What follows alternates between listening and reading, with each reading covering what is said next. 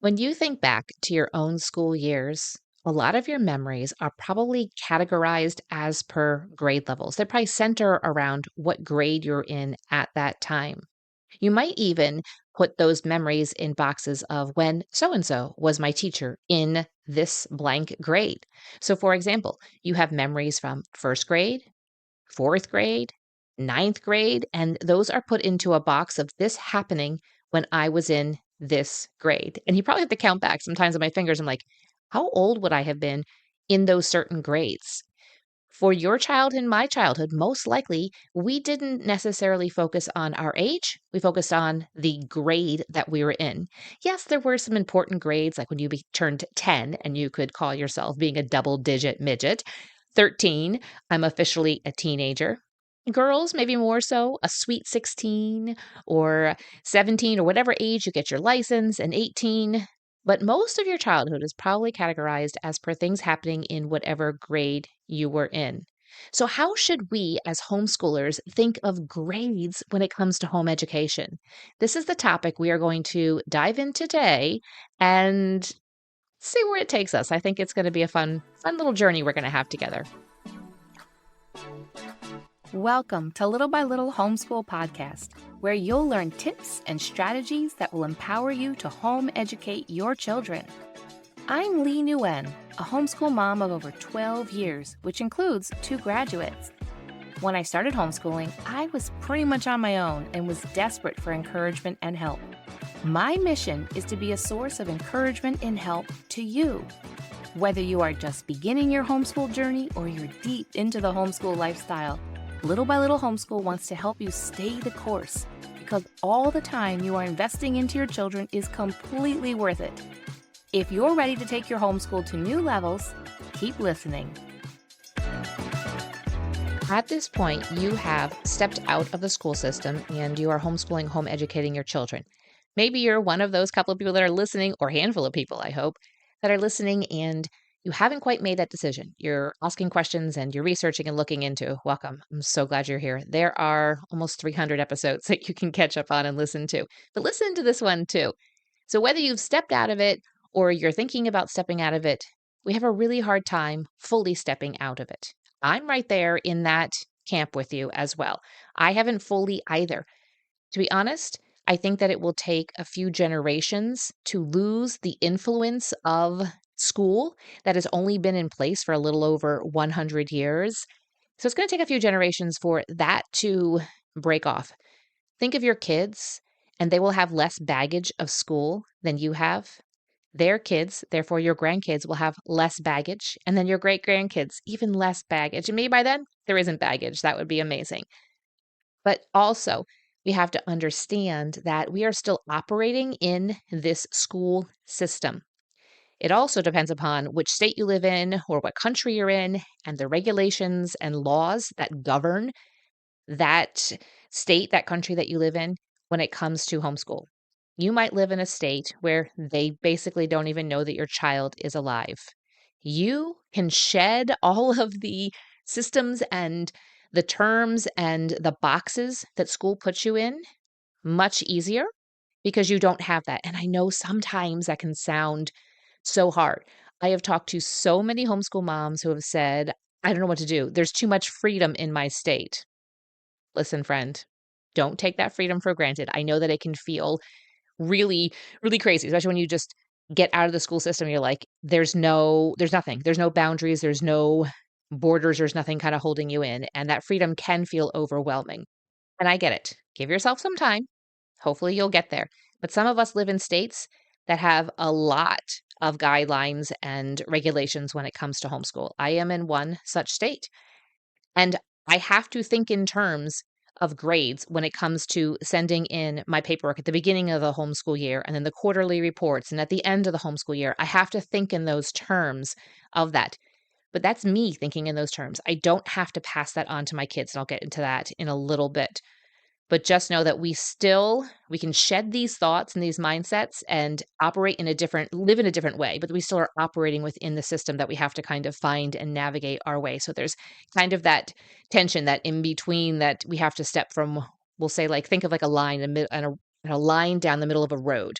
And you have to go from one side to the other side back and forth at times. And it's just as the way that it is.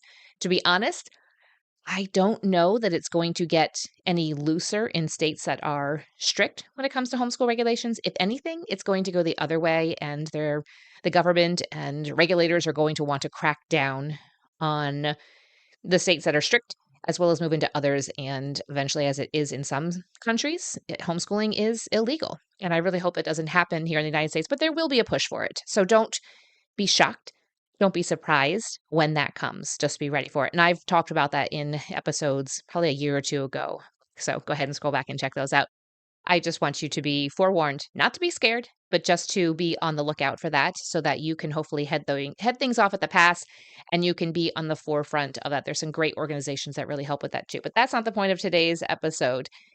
Just know that it's easier for governments or non-government organizations, whatever it is, to put all of us into one box and to put everybody and keep everybody in boxes so that they're more easily managed. Us homeschoolers that are doing things differently and maybe ignoring grade levels, we're pretty, I don't know, they think we're wild and crazy. We're just over here educating our kids.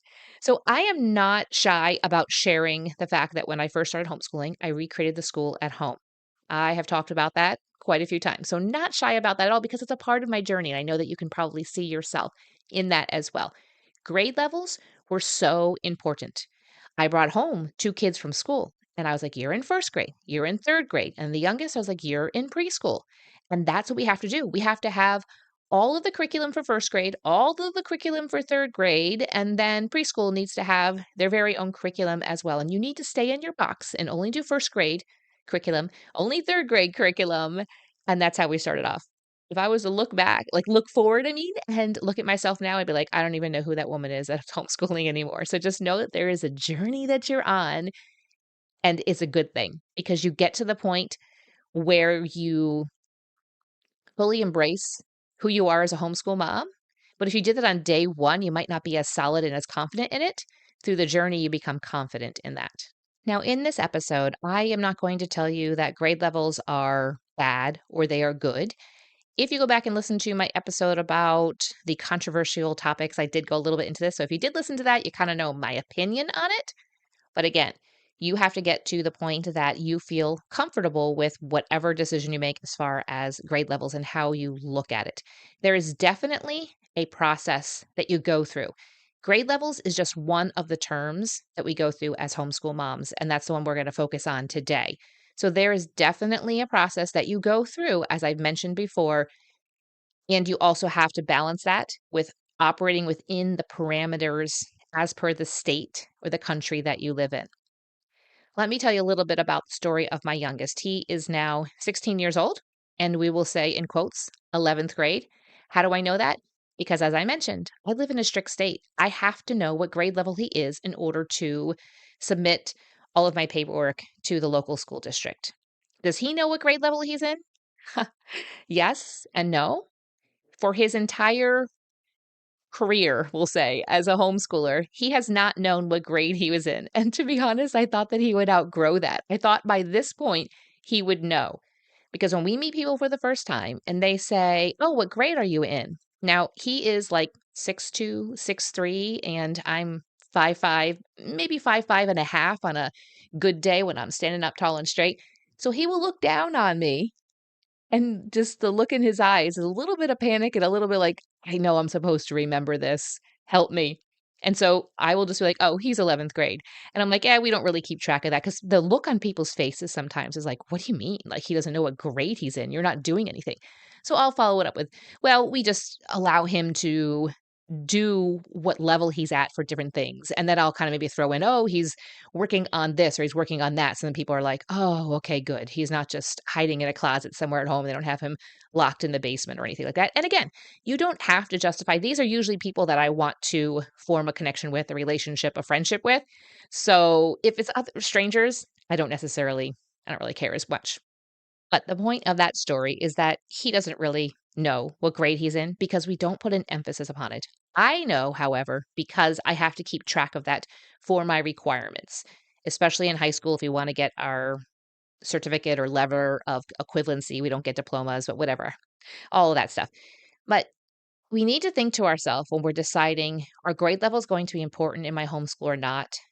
The question really to ask yourself is, do I want my child defined by a level that's dictated by some people that I will never know and that I have no idea what their motives are for having these levels? Now, in the public school, I understand why they have grade levels. If you were to gather a school, even if the school was all of elementary and it's a small town and there's only 100 kids, that's like herding cats. How do you keep track of where they are supposed to be? Well, there are some alternative schools that have way different ways of doing it. But when it comes to the government, all their regulations, they can't even imagine such a thing. So let's just talk about school and the way that it is approached by educators, by those in authority over the school. They have levels and they just move the kids from one level to the next after they do their 180 days. You get a couple months break in the summer and then you move on to the next level. And if you don't meet what is necessary in order to move on to the next level, we're going to keep you at that level below. So you need to ask yourself, is that how I want my children to be defined?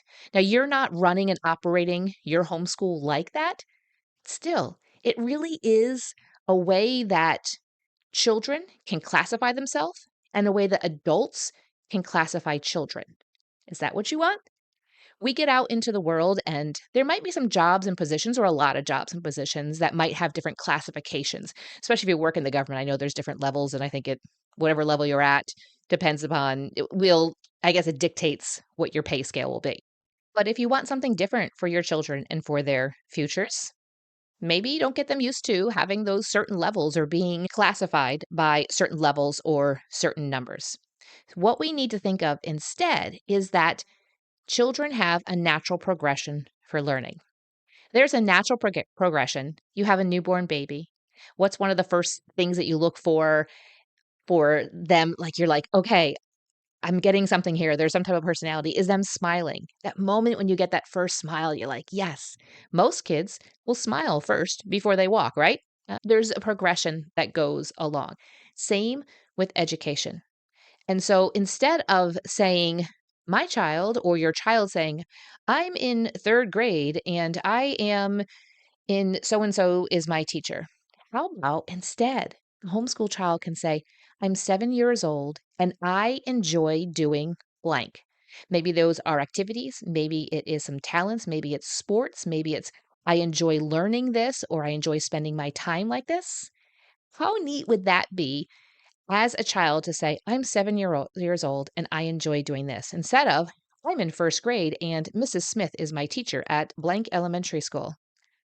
I think there's just so much more to it. Well, there is so much more to a child, but it just feels so rich when you can say, I'm 7 years old and I enjoy spending my time by doing this. Now, education is a progression. We know that we should probably learn addition before we learn subtraction.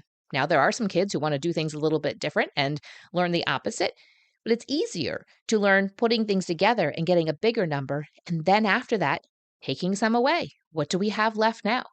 And then same, then you go to multiplication and you go to division. Same thing goes with learning and recognizing letters before you are actually looking at whole words, before you're looking at sentences and you're reading paragraphs. There's a natural progression. I will drop a link in the show notes for an episode I did. I meant to write down the number, but forgot to look it down. 280 something, I think, for an episode about content versus skill subjects. That's going to clarify this a lot more for you. So I highly recommend you listening to that. And maybe you listen to that and you're like, I'm not really quite sure still what she's talking about. With this episode and that one, I think together you'll have that figured out. But just know that education is a progression and your child is going to progress. When it comes to, say, math, they're going to progress and you'll eventually get the addition, subtraction, multiplication, division. Is every single child going to move on to calculus and trigonometry? Probably not. Most don't. And guess what? They don't have to. But you might have a child that's very science and math minded and they want to move on to that. For our first day of homeschool this year, quote unquote, first day, the first like pretend day, I said, we headed to a local lake and beach, one of the Great Lakes, and I took one of my son's friends, and he is taking some classes at the local community college. He's doing dual enrollment, and he's telling me about the classes that he's taking, and he loves them, and he's excited. And my son and him get along so well, but they have different ideas for what they want to do in their future. And so, what his friend is doing is going to help him with his goals. And what my son is doing is going to help him with his goals. And so there is a progression. Yes, my son's friend is taking some very high level math and science classes as a high school 11th grader, because he has to have a grade and everything, and the community college requires that, than my son is. But one isn't better than the other. They have different interests. And so that is just a really neat thing. We look at our children individually. Now, let's talk about when you are getting curriculum. There is going to be a big old number on the front of that curriculum that's going to tell you what grade that book is for. What should you do about that?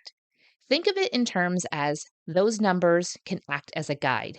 If you are bringing a child home from public or private school, and say you're bringing them home after their second grade year, you're probably going to maybe look for a homeschool curriculum that has third grade on it. However, I suggest looking for a curriculum that has some type of pre-test, some type of evaluation that you can do beforehand to find out, because every single curriculum, even though it's math, they could maybe move along faster or be more robust than others. One is not better than the other, but take some type of pretest or something that curriculum will offer so that do I take my second grader who's just straight home from school and put them into the third grade curriculum for that math?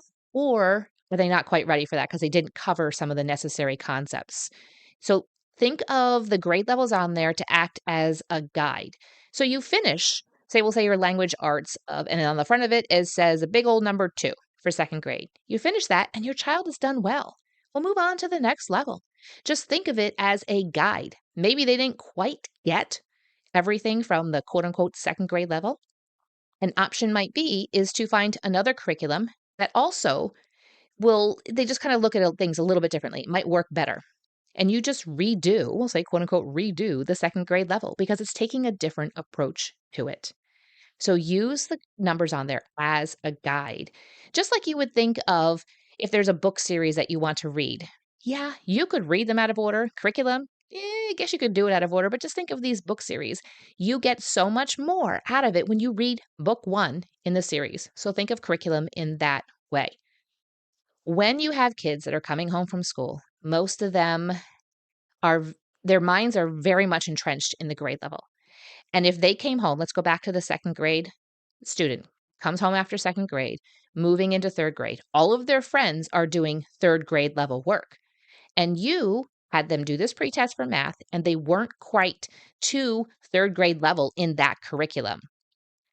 And you pull out this, and it says second grade on it. Your child, I'm going to warn you, might have a meltdown. Some won't care. Some will very much care, and they might say things like, I'm stupid. I didn't learn this. I'm not smart enough. And they might become very upset and very much push back on homeschooling with you. So that could be one scenario. I'm going to tell you what to do in just a moment. That could be one scenario. It might just be a sensitive child, or you might just be wanting to head this off at the pass because you are afraid that they might have a bad reaction. You know what I did for quite a few years when I felt like my kids, or I knew that my kids were having this like grade level complex in their mind, is I ripped the cover off of the book. They couldn't see. I ripped any pages on the inside that mentioned as to the grade level. Ripped it right off. Guess what? Because I bought that book. I'm not borrowing it from the school district. I bought that book. I can do what I want. Now, if it's a hardcover textbook, it's a little bit harder to rip off, but completely worth it to do. You could rip it all apart and go ahead and have it spiral bound. You can buy a spiral binder, or you could have it done at maybe a local office store or something like that, so that it does not give off any vibes that you rip the cover off and they're not like, hey, where's the cover of this? But if your child is going to be sensitive to the grade level, rip the cover off. Same might be, you might have a child that you've been homeschooling for a while and they have friends that are in school, and so they know about these grade levels.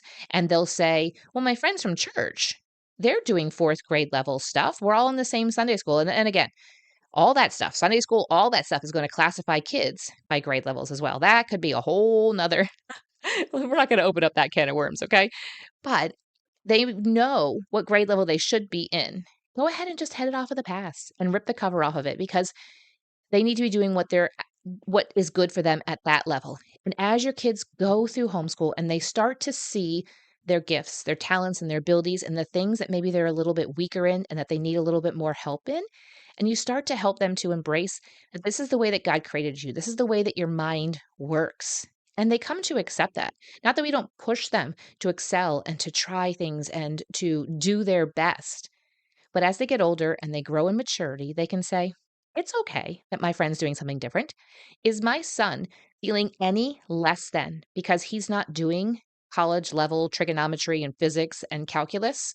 No, absolutely not. You know how I know? Because I asked him afterwards. I said, so after talking to your friend, is that something you want to do? He's like, oh no, I want to keep doing what I'm doing. I'm enjoying this. I'm enjoying these different subjects and the classes and things that I have him doing. And I was like, that is amazing. Imagine being able to approach life as a teen in that way. A lot of us have these hangups from school. And the point of this entire episode is to help open your eyes so that we can shed those hangups on our own kids.